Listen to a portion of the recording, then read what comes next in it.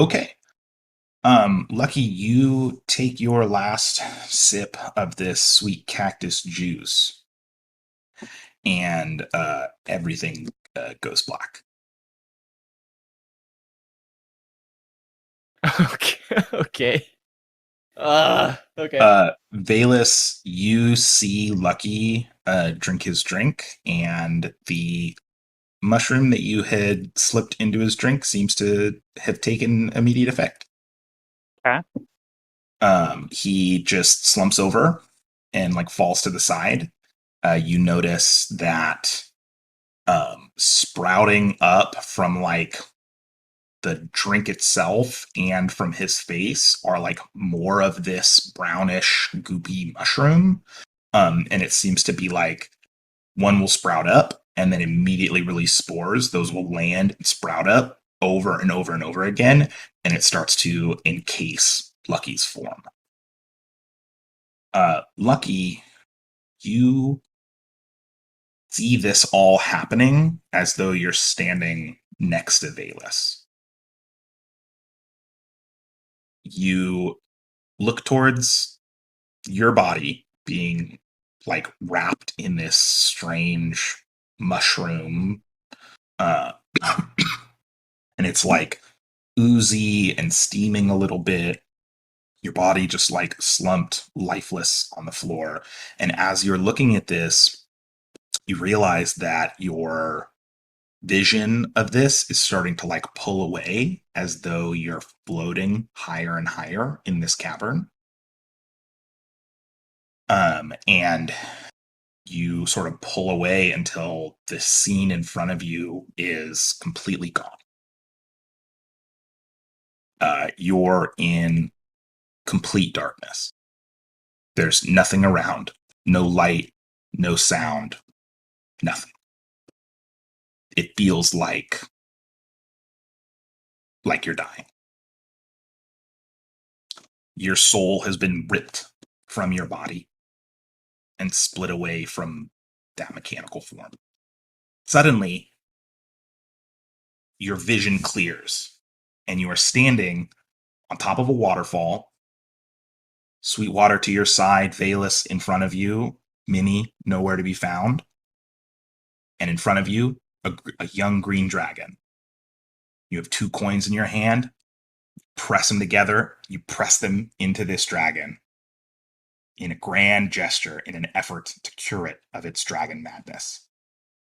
But instead, it doesn't cure this dragon, does not cure Calamira of her madness, because dragons are supposed to be this way. Dragons are meant to kill adventurers, and your coins don't rebound this time. They heal her to full. She gets her breath weapon back. She smiles at you, this big smile in her dragon form.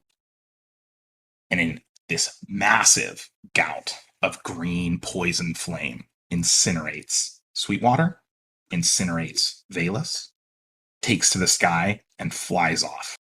And you're left there alone. Slowly, your vision starts to pull back again.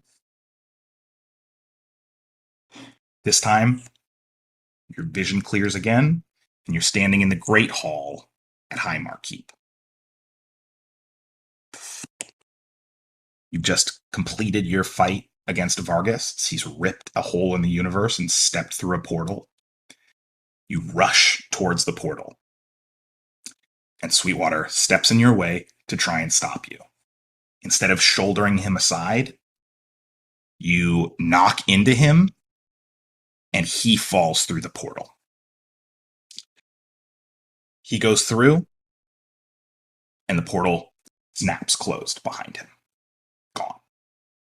You see Ryder scramble to his feet from this battle, pulls out a fistfuls of coins.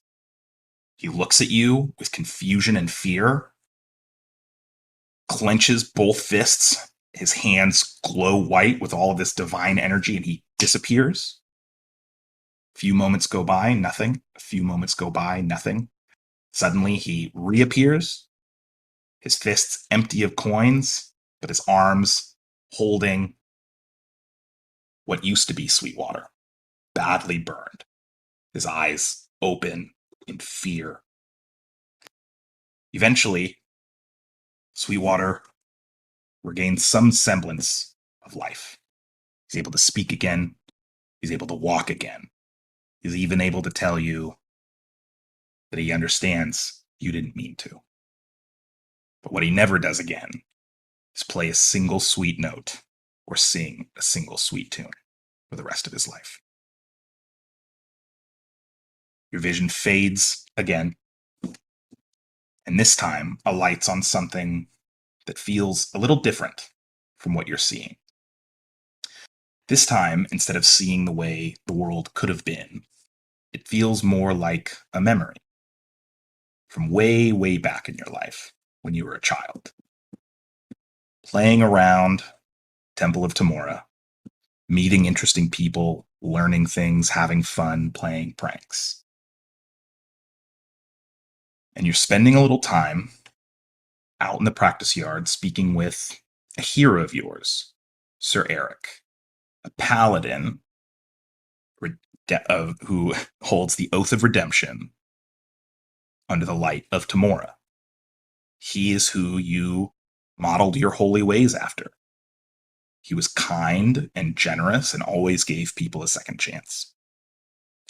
He taught you what it was to be a fighter, what it was to be a hero, what it was to be kind, and also how fun pranks can be.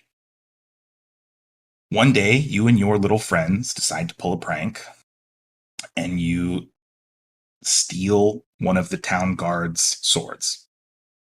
And you guys are watching him, laughing to yourselves about how funny it is that he can't find his sword. You're laughing so hard that you don't notice when the men come in the alley behind you. You don't notice until it's too late that this guard doesn't have his weapon, as these thugs and brigands break their way past this guard and beat him down. You do notice the last of these men walking past you sees you hiding behind some barrels, sees the sword in your hands, looks down at you, gives you a wink, and says, "Thanks, kid." And you recognize in that moment the face of Vargas. They were in that alley to break into the back of the Temple of Tamora. You go and you find the person you know can help the most. There's a fire, there's bad men, and you go and you tell Sir Eric. He rushes into the blaze, and of course, you want to be a hero too. You rush in after him. You immediately get turned around and lost in all of the smoke. You can hear fighting, you can hear people running around, but there's fire and smoke everywhere. Eventually, as you're stumbling around trying to find an exit, you trip and fall over a dead body. Looks like one of those thugs, one of those brigands that was cut down by some unknown sword. You cry out for help, for anybody, for Tamora, and nobody comes. When you feel like all is lost and the flames get closer and closer, you hear the thudding boots of plate on stone clambering towards you. You look up and you see the face of Sir Eric, badly burned already, no sword in hand. He reaches down and he takes you in his arms and he starts carrying you out. Unfortunately, the fires have overtaken every exit. He finds a small corner that isn't set ablaze yet, and he lays you down. He puts some blankets over you, and he tries to look for a way out. Eventually, he comes back, sad and injured, even more so. By this point, you've taken some damage yourself. Your arms are burned. You would be crying if the tears would come, but you're already so dehydrated from the flames. Sir Eric looks over you, stands over your body as you're on the ground. He takes a knee, and he puts his hand against your face, and he heals your wounds. The flames get so close that you can hear them licking right behind him. You see steam coming out from his plate mail. Fire starts to wrap around his body, and he just keeps looking at you. Flames start to lick your body, and he touches you again and heals you. Every few seconds, the flames getting hotter and him healing you again. Flames getting hotter and him healing you again. Using every last ounce of holy energy that he has to keep you alive for just another moment, just one more heal. In the end, the flames overtake you both. And as you're choking your last breaths out, you hear Sir Eric praying to Tamora for one last chance. One more time. Just this once. Just save this boy. Find a way. And as you think you're about to die, a white light takes over your vision, and you hear the sounds of metal clambering onto stone. Your vision clears through the smoke, and you think at first that you're being carried out, saved by Sir Eric. People are looking on as your vision clears out of the rubble, and you hear someone muttering, "They're so lucky to have survived."